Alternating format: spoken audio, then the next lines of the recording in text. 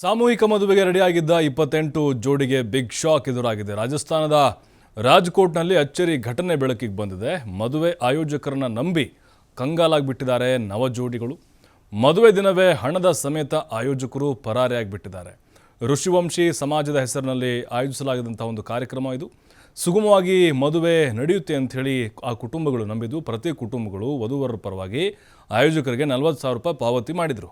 ಆಯೋಜಕರು ನಾಪತ್ತೆ ಆಗಿರುವಂಥ ಸುದ್ದಿ ಕೇಳಿ ಗೊಂದಲ ಸೃಷ್ಟಿಯಾಯಿತು. ಈ ವೇಳೆ ರಾಜ್ಕೋಟ್ ಪೊಲೀಸರು ಮಧ್ಯಪ್ರವೇಶ ಮಾಡಿ ವಿವಾಹಗಳನ್ನು ಶಾಸ್ತ್ರೋಕ್ತವಾಗಿ ನಡೆಸುವಂತೆ ನೋಡಿಕೊಂಡಿದ್ದಾರೆ. ತಾವು ಮೋಸ ಹೋಗಿದ್ದೇವೆ ಅಂಥೇಳಿ ಕಣ್ಣೀರು ಹಾಕ್ತಿದ್ದಂತಹ ಜೋಡಿಗಳು ಇನ್ನು ವಧುಗಳು ಹಿಂತಿರುಗೋಕ್ಕೆ ಸಿದ್ಧರಾಗ್ತಾ ಇದ್ದಂತೆ ಪೊಲೀಸರು ಸ್ಥಳಕ್ಕೆ ಎಂಟ್ರಿ ಕೊಟ್ಟು ಸ್ಥಗಿತಗೊಂಡ ವಿವಾಹಗಳನ್ನು ಸುಗಮವಾಗಿ ನಡೆಸಿಕೊಟ್ಟಿದ್ದಾರೆ.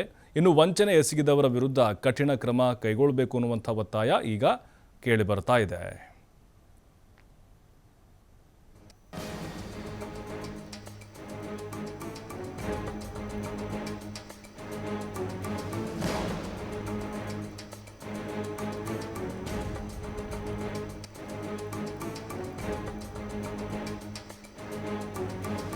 ಮದುವೆ ಆಯೋಜಕರನ್ನ ನಂಬಿ ಈಗ ನವ ಜೋಡಿಗಳು ಕಂಗಾಲಾಗಿ ಹೋಗಿದ್ದಾರೆ. 28 ಜೋಡಿ ನೋಡಿ, ಸಾಮೂಹಿಕ ವಿವಾಹವನ್ನು ಮಾಡ್ತೀವಿ ನಾವು, ಎಲ್ಲ ಖರ್ಚು ವೆಚ್ಚ ನಮ್ಮದೇ ಇರುತ್ತೆ ಅಂತ ಹೇಳಿ ನಂಬಿಸಿರ್ತಾರೆ.